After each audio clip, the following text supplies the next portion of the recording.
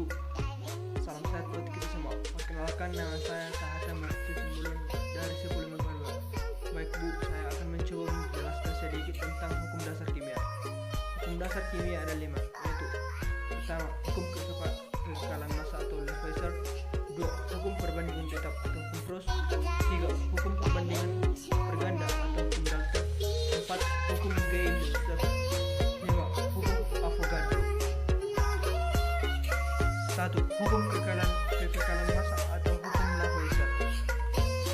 Hukum ini pertama dicetuskan oleh Antoine Laurent de Lavoisier. Hasil temuan Lavoisier adalah massa zat sebelum dan sesudah reaksi selalu sama.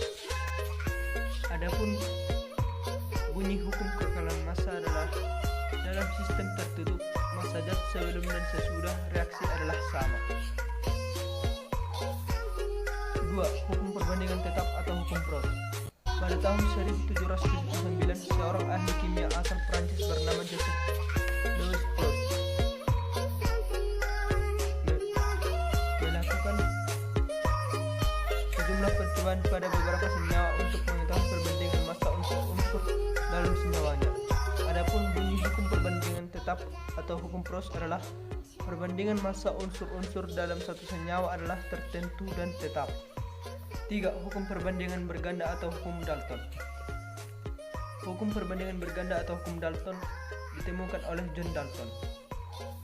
Bunyi hukum kelepatan berganda atau hukum Dalton adalah jika dua jenis unsur bergabung membentuk lebih dari satu senyawa, dan jika massa salah satu unsur dibuat tetap, maka perbandingan massa unsur lainnya merupakan bilangan bulat dan sederhana. 4. Hukum perbandingan volume atau Gay-Lussac.